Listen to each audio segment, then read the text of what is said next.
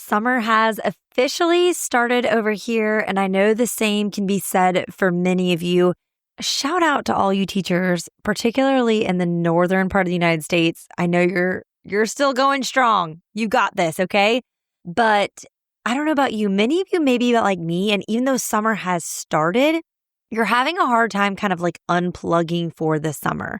You want to rest, but more than that, you know you want to use your summer productively so you don't feel like life is as chaotic next school year as maybe it was this past one. And while you can't get ahead on grading or lab prep, you can get ahead on lesson planning. But that's where it comes to this question of like, is it worth it though? Is it worth it to spend your precious time off this summer lesson planning when all of those plans can fly out the window at a moment's notice thanks to a schedule change from admin, a last-minute pep rally, or honestly just the needs of your students being vastly different than maybe you anticipated? So this is what we are going to tackle in today's episode. The question of when is preparation a pipe dream and when is it actually worth your time? Because I want you to use your summer productively and not waste one moment of it. And so I am here to guide you in this if you feel this like tension of work versus rest this summer. So let's dive in. This is Secondary Science Simplified, a podcast for secondary science teachers who want to engage their students and simplify their lives. I'm Rebecca Joyner from It's Not Rocket Science. As a high school science teacher turned curriculum writer, I am passionate about helping other science teachers love their jobs, serve their students, and do it all in only 40 hours a week. Are you ready to rock the time you spend in your classroom and actually have a life outside of it? You are in the right place, teacher friend. Let's get to today's episode.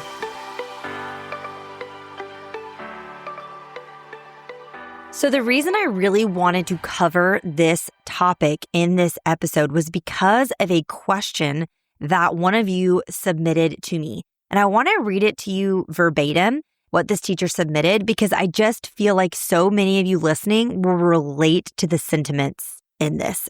This teacher said, "Please talk in an episode about preparing for the entire year ahead of time. I often feel as though when I do plan so far in advance, I have to adjust my lessons and thus my assignments that I had planned to grade, so much based on the class and where they're at. How can I plan and have the whole year prepared so my year goes more smoothly and adjust for student need without having to rebuild everything? Or am I doomed to forever just have pipe dreams of a whole year's plan, but be caught in bi-weekly lesson planning?" Okay, I'm so thrilled to dive into this and answer this because if you know me and if you've been in my corner of the internet, It's Not Rocket Science, the last almost 10 years that we've been here, and by we, I mean me, because it's mainly me and my really small team that rocks, but you know that like I am obsessed with working ahead. I'm obsessed with productivity, honestly, to a point that it's like can be unhealthy. I will admit that. And obviously, I'm obsessed with lesson planning for the entire year because that's how I write curriculum. Like, I think there are so many great curriculum writers out there, but I think everyone has their strengths. And I think my strength or my superpower in curriculum writing is having big picture vision and planning all at once with the big idea in mind and aligning everything at the micro day-to-day level. Like, I think I can really see where we need to go in the school year and then break down the massive project plan into units, into weeks, into days. Like, I just think that's where I thrive. And then making sure there's a ton of variety and like we're meeting all these different learners' needs. Like, that's what I love to do. Okay. But I have to tell you, even though I love this and I'm obsessed with planning ahead, and I've even done an entire series on this podcast, I think it was 2 summers ago. I'll link the first episode in the show notes, but it was all about how to like design your own curriculum and do all that in the summer. I have to tell you that despite all of that, I do think and I really feel that the most important thing that you can do in the summer is rest. And here's why. Different seasons serve different purposes. And I really believe that we would serve ourselves better if we match the rhythms of our life with the rhythm of the seasons around us. Okay. So like there's a natural rhythm that we see in the year. Every August or maybe September, for those of you who are still in school right now, there's a lot of like go, go, go energy. We're getting back into school. We're getting back into school year rhythms and that kind of higher pace of life. That season has color coordinated calendars and crock pot dinners at 9 p.m. because you're at your son's soccer game until late or whatever. So that's a really busy, high energy, high intensity season. But then we follow that season with the holiday season. I really feel like come Halloween, it just is like a slowdown from there. Going into Thanksgiving and then, your winter break and your time off there. We try to rest. You have a little mid-year time off. You get to recoup a little bit. Recharge by a fire or some twinkle lights, You feast and you celebrate holidays with family and friends. We give gifts. We watch too many holiday movies. We just enjoy kind of being for a couple weeks. And then it always seems that after that kind of slower, maybe more slothful season, January kind of brings a new resurgence back into a season of busyness. We get back to coordinating carpools and navigating extracurriculars and managing work deadlines. And then if you're like me, come February, you're just like gassed, like that new year, new you energy is drained. But then spring kind of like, breathes a little life back into you and it kind of gets you through to the end of the year. And then comes summer, and that's where we are now. And then we just left another season of busyness. This is now our season of rest and recuperation and recharging, taking in that vitamin D and letting it do what it does so well to your brain. And so seasons like this are natural. Like we see these rhythms in nature and they impact how we live our lives. And I think it's good to mimic them. It's good to rest in these seasons so that then we can be re-energized for the seasons of life that are a lot more jam-packed. And I know some of you are like, my summer's insane. I work really intentionally to try to keep it not crazy. I know like my friends were texting me all spring long, like I'm signing this kid up for this camp and this one to this. And I said, you know what? We're going to do 2 camps at home. Like they're not like travel camps, like 2 weeks in the summer where they'll have like mornings where they go somewhere. I just don't want more than that because I just want the freedom to breathe this summer and have that space because I just feel like our school year, there's not a lot of margin, not a lot of space. So I'm telling you all of that to say before I really answer this question that this teacher submitted is that I want to give you permission to make rest your number one priority this summer. And resting doesn't mean like you just have to like be on your couch and, binge watch old seasons of Grey's Anatomy, okay? It can look like that, but I think also rest can look like doing a lot of things with your family. For me, it looks like cooking a lot more because I'm not having to cook under the constraints of this has to be a meal that I have to be able to make in 20 minutes and shove down their throats, or it has to be a crock pot meal today. Like I have more space and flexibility to cook for fun. That's restful for me because it doesn't use as much of my brain cells to have to think of all the logistics while I'm trying to cook a meal for my family. I just get to cook what sounds good and what sounds fun. So rest can look a lot of different ways, but I'm here to give you permission to rest this summer and that actually resting can be a source of productivity. Like that you're doing rest now so that you can be more productive in the future. So that's some permission that I want to give you. Now, I will also say though, I totally get it. If you're like me at all, it's hard to like just rest. Like you feel anxious or like a little stressed if you're trying to rest, but there's so much more you could be doing or you feel like you should be doing while you have the time just to kind of prepare for the next season of intensity because you're anticipating that, which would obviously be your next school year. So here's kind of how I found the best balance. And that is I make my number one goal of summer rest and fun. And that's kind of how I make every decision that comes my way. It comes across my desk, in terms of like what camps my kids are doing. I'm making it through that lens. Okay. Does this feel restful? Does it feel fun? And alongside resting, side note, I feel like all I do all school year long is rush my kids. And nothing makes my children more stressed out than me rushing them. And nothing makes me more crazy than having to rush them. And so it's such a priority for me over the summer to not rush. I love being punctual, but even if it means I'm late, like I just need a time where I'm not rushing. And so that's like a lens that I kind of run everything through in the summer. But besides that, I tend to like to pick one work-related goal that I will focus on work-wise to help me kind of feel productive and like I am doing something going back into the back to school season. So even I've always done this. Like ever since I graduated college, I've always done this rhythm. Now I'm not in the classroom full time, but back to school season is still my busiest season with It's Not Rocket Science. So I still can't just like chill all summer. And so I try to pick one goal for the summer or maybe like a smaller goal for each month. So we basically have off June and July. They go back the first week of August. So saying like, okay, one smaller goal for June, one smaller goal for July. And I have found that be really helpful because it gives me a small focus. And then I'm like, okay, I am channeling some productivity into this one, maybe two things this summer. And then the rest of the time, I will not feel guilty for unplugging and taking time off. So now let's get back to what I introduced at the top of the question, which was the idea of like lesson planning. And maybe that's your big goal for the summer is you're like, I want to get the lesson plans done for one of my preps. Like, especially those of you who have 3 or more preps, it is invaluable to know that like one prep is completely planned for the year. I know when I got thrown AP Bio for the first time, it was my 5th prep, but every other prep I was teaching was different courses that I had taught more than one time. And so those lesson plans were pretty much done other than maybe a couple tiny tweaks. And so that freed me up to give a lot of energy towards AP Bio. Now, I didn't lesson plan for AP Bio that summer because I just didn't even know where to get started. But I spent a lot of time that summer. Like I went to AP Summer Institute. I just studied a lot and researched a lot. And then during the school year, I just made my lesson plans week by week. Like y'all know that is not my vibe, but that's what I had to do. But it was so nice to know that all my other preps were taken care of. And again, that was after years of working on this. So even just having one, I think would be so helpful for you. Now, is it a pipe dream or is it good preparation? Like how do we know? Let's get back to that.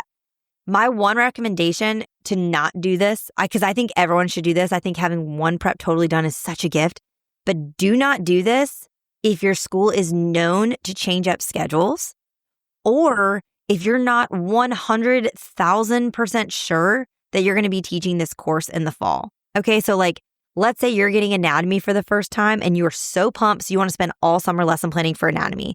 You've been waiting to get this course. You know, I might not plan for that one unless you're so sure they're not going to change it on you.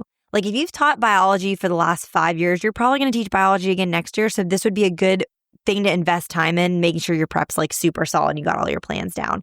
But that's just the only thing I would caution you against. If your school has a change that they might do. Like for instance, AP Bio was good for me. I knew they weren't going to switch me out of AP Bio because they were paying for me to go to Summer Institute. So that would be a good course to do. So don't spend your time lesson planning for a course unless you know for a fact, like I'm definitely going to be teaching this one. Now, what about everything else? What about the core of this question that was submitted? Like the constant adjustments to schedules because of severe weather days, spirit weeks, or like that teacher mentioned, students just not having the prior knowledge you thought or not, catching on to things as quickly as you thought. And so they're moving at a different pace than you planned for. Is all that planning wasted? And this is where I would encourage you. To me, having a well thought out plan is so helpful. To me, it actually helps me be more flexible and follow my students' needs better. But you have to hold it with open hands. Like this is where I wish I filmed these podcasts so I could show you. Instead of having clenched fists, like just open palms up to the air, that's how you need to hold your lesson plans. Okay, so here's how I do this practically, because you know this has to be practical or I would never do this podcast episode. First, I know about how much I can typically get done in a 50-minute class period. Yes, I had a couple years where I taught 90-minute block, but 50 minutes is what I spent the majority of my teaching time on. And so I have a pretty good idea of what can be accomplished in that time. Obviously, it's not perfect. And for a new prep like AP Bio, I really didn't know because I'd never done any of the things I was doing before. But I think you can start to get better at that kind of pacing. Then I type it all out. And what I do, y'all, is so simple. Like if you have my It's Not Rocket Science units, any of them, those come with unit plans that have like a day-to-day breakdown. It's in this chart. It has like a list of almost like a bulleted list of what you're going to do. And then it has like the standards. It's like, it's nice. It's like very organized. I made those unit plans because I had to submit those to my admin. I never like personally looked at those. Okay. Do you want to know what I have? I have a Word document and it has a 1 through 180 list. Well, really 170 because I always try to build in 5 buffer days each semester for like review and stuff like that at the end of the semester. But it has 100, it's numbered 1 through 170. And basically I like just type in a row so simply because I know my resources and stuff well enough since I wrote them, a literal just list of like, here's what we're going to do today. Like start concept 1 notes, do this practice page, start this lab. That's just on one day. And it's so simple because then it's so easy to say like, I'm just going to move through these in order and cross them out as I go. And if I don't get through every single thing, it's fine. I just push it to the next day and it's not a big deal because I don't have this like fancy document I'm trying to change up and it all feels messed up. I know other teachers who use It's Not Rocket Science unit plans, they print them out and then as they go through each day of the lesson plan, they just work through it in order and they just cross out the stuff they get to and they leave blank the stuff they don't. And then the next day they just move forward down the list of like what they're going to do. I love having a flat desktop monthly calendar. I'm obsessed with those because I love seeing the month visually and I use that to kind of stagger what I'm collecting in my different preps and all of that. But I don't write anything on there typically until a unit starts, and I always write in pencil or erasable pen because I know that stuff's going to come up. Like you said, things will go slower. There's going to be some random pep rally. Like we had so many pep rallies at the private school I taught at, it wasn't even funny. Okay, so things will come up. All I do is I push things back a day. I'm not like spending an hour rewriting lesson plans. I'm just scooting it back. And again, that's why I don't typically plan for 180 days. I try to plan closer to 170. You may need to plan even less if your school is even more prone to interruptions. And then another thing I do too in my lesson plans is I keep notes of what's easy to skip if needed. All I do is italicize those things. Like, for instance, in my evolution unit for biology, I have these stations that we do at the end. And I really like them because they're really like a good review of like all these different things we talked about. And then there's one station that really addresses a bunch of misconceptions. We kind of bust those to make sure those are busted. Like it's just a nice, good, cumulative kind of like in the unit, round it all out together station set. But like my students can be really slow at stations and it could take some groups like 2 full 50-minute class periods to do them. That's something I put in italices. Like, because if it gets to it and I'm running low on time, okay, I'll just skip those. It's not the end of the world. It will not be a big deal. If your students want to do them as like an extra grade or like you want to offer it as a bonus thing, you can set them up and be like, hey, come by any day after school this week. You can work on these and I'll put them in as like an extra grade for you. You know, that's an option too, but that's the way I just kind of marked it so it was really simple. I'll also say too, like for me personally, I would always rather go slower and deeper than faster and wider. So that is why, like, okay, if we get behind or students aren't getting it, again, I'm not rewriting lesson plans. I'm just like taking everything that I thought I would do and I'm just sliding it forward an extra day. Okay, I'm not getting like crazy trying to rearrange everything and make sure that I get this unit done by June 10th. Like, I don't care if I get it done by June 10th. Now, I'm intense. And so I always would print my unit packets. Like, let's say it's test day for unit 2. On test day for unit 2, I'm printing all my packets for my students for unit 3, which has all of their resources they need for the entire unit. Day 1 of unit 3, I'm giving them that packet.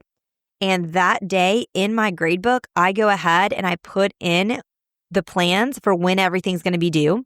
Like, hey, this lab's going to be collected this day. The test is going to be this day, whatever. I write them on my due dates board at the front. Now, this is always the most idealistic scenario. I will never move those dates forward.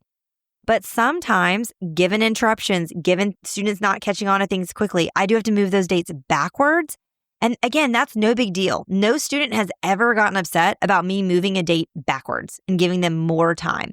They've always appreciated having the best case scenario date on the whiteboard so they know like, hey, best case scenario, we're going to get to the energy flow test on October 2nd. And that's what's in the grade book. That's what's on the website. That's what's on the whiteboard. I'm planning for October 2nd. But again, if, it takes us longer to get through photosynthesis and she bumps it back to October 4th, again, no big deal. People are not going to freak out about that.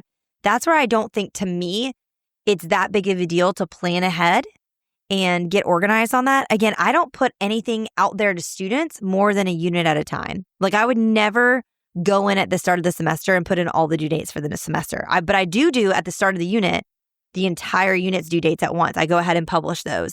And so I have found that to be really effective and easy. And again, like it's kind of best case scenario for those students who want to really know the plan.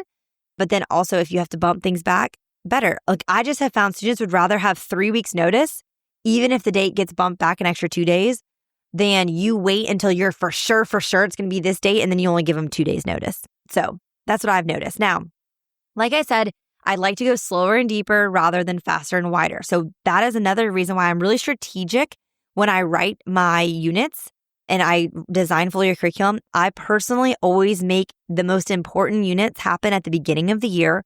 And I try to save maybe the not as critical units for the end of the year. That way, if we don't get through all of them, it's not the end of the world. I tell people all the time who buy my chemistry curriculum and who have a lot lower groups doing it. And they're like, hey, like, it's March and we're only through unit 6 of the 10 units. I'm like, great. The first 6 units are the most important units. And the nice thing is, if for chemistry specifically, if you can get through the first 6, then you can pick and choose from 7, 8, 9, 10, which you do. Maybe you do 7 and 10 in the year, or you like 8 and 9. So you're going to do those.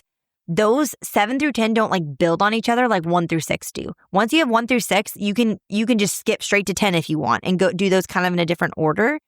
And I've just found that works really well. Like if you get them through 1 through 6, they're going to have the most important stuff they need going into AP Bio. Now, the more you can cover, of course, the better prepared they will be. But again, I'd rather make sure they really get it than be sprinting through my stoichiometry unit and everyone's crying and fails the test and is super defeated. That's just my 2 cents on that. Similarly, but a slightly different strategy, with biology, I end the year with ecology. A lot of people start with ecology. I end the year with ecology because it's so great because it connects to basically everything we've talked about. So it's so great at tying everything together. And it's an 8-week unit that I plan out because I build in so many labs and so many extras and so many fun things to end the year on.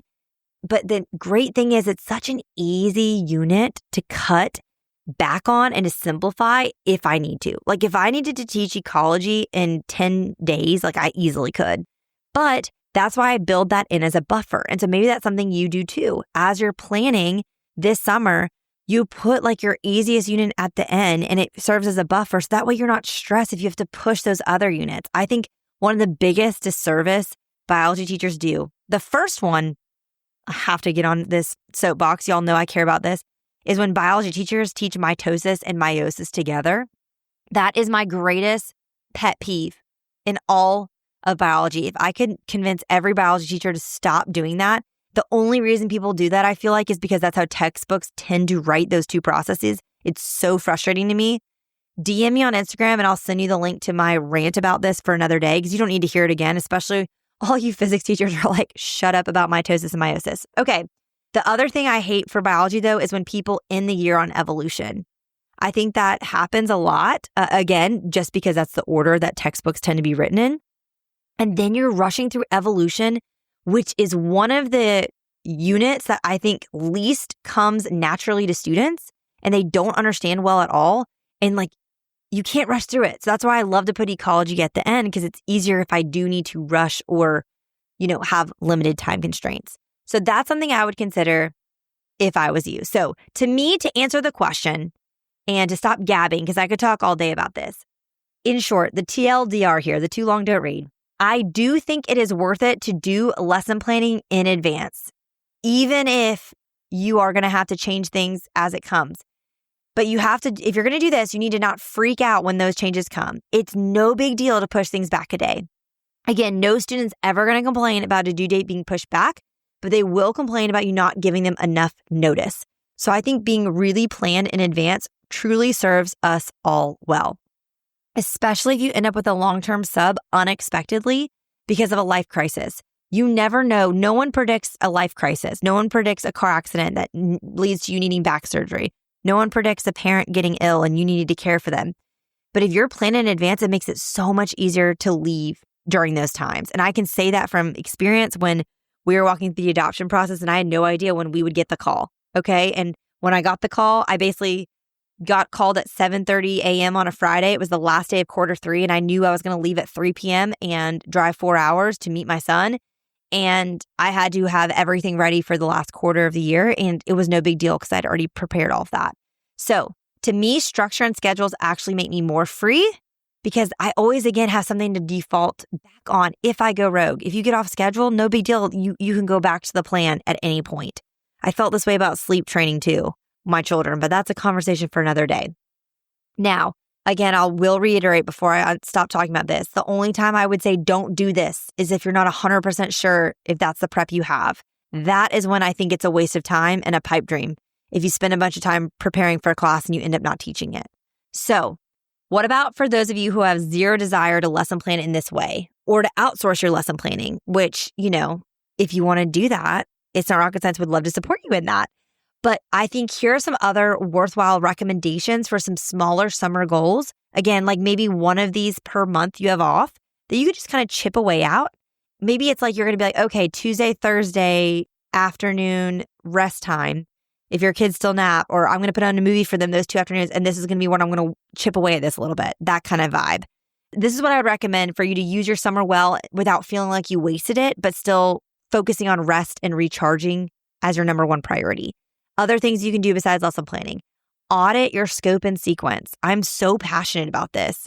I think so many problems in the classroom with how our students are learning and how the schedule's going and feeling rushed could be solved if you refigured your sequence. And if you're like, I have to do what the district tells me, my question is always to you then, how required is required? Are they really going to find out? If it really does matter, I get that. You can't change it. But oftentimes, I'm a big fan of ask for forgiveness, not permission. But I have an episode about this on the podcast, episode 80. I'll walk you through how to audit your scope and sequence. Another thing you can do is reflect on your lab days and simplify and audit how you're doing those. I have a free virtual professional development course on this called Labs When Limited. It's specifically focused on helping you with your lab days if you feel limited, whether that's limited space, limited time to do labs, limited energy to execute them, or you have limited resources. If any of that resonates with you, Labs When Limited is for you. I will link that in the show notes as well. And then also just reflecting on your classroom management and your procedures. I've talked about this before, but check out episodes 182, 183, 184. Those are worth your time in a way that you can be productive without a lot of heavy lifting this summer. Okay, so today's take-home challenge. Pick your 1, maybe 2 goals for this summer for what you're going to do work-wise and block out each week how you're going to chip away at it. Maybe you're going to get a sitter one morning each week that you'll work on this. Maybe you're going to dedicate the 7 and 9 a.m. block that your kids are at swim team practice to do this. Maybe you'll be like me and, hey, Tuesday and Thursday afternoons, it's going to be nap time for everybody or put on a movie time for your big kids, and that's going to be when I work. I don't know what that will be. Or maybe your kids go to some sort of camp or vacation Bible school for a week, and that's going to be the 1 week that you're just going to work on school stuff, and then you won't the rest of the summer. That's great. But I think blocking out that time is really helpful because then that is your set work time, and any other time, you feel zero guilt about not working because you shouldn't. And you're going to use the rest of that time to have fun and rest. Okay, I would love it if you DM me on Instagram if you listen to this episode and let me know what your 1 goal is this summer. And then also, how do you plan to rest and have fun this summer? I'd love to hear from you. I'm It's Not Rocket Science on Instagram, just with dots between that. It's .not.rocket.science. If you just look up It's Not Rocket Science, I will come up. You'll see my name, Rebecca Joyner. You'll see my face. If you've never seen it, that won't be helpful. But you'll see me, find me, DM me. I'd love to hear from you. And if you want any of those links that I mentioned to those podcast episodes or that Labs When Limited free course, you can find them in the show notes at itsnotrocketscienceclassroom.com/episode 185. And I would love it if you have not left a review for the podcast on Apple. I would love it if you'd leave a 5-star rating and a review, especially for those of you who are excited for summer and using it for rest. I'd love to hear from you. All right, teacher friends, that wraps up today's episode. If you're looking for an easy way to start simplifying your life as a secondary science teacher, head to itsnotrocketscienceclassroom.com/challenge to grab your classroom reset challenge. And guess what? It's totally free. Thanks so much for tuning in, and I'll see you here next week. Until then, I'll be rooting for you, teacher friend.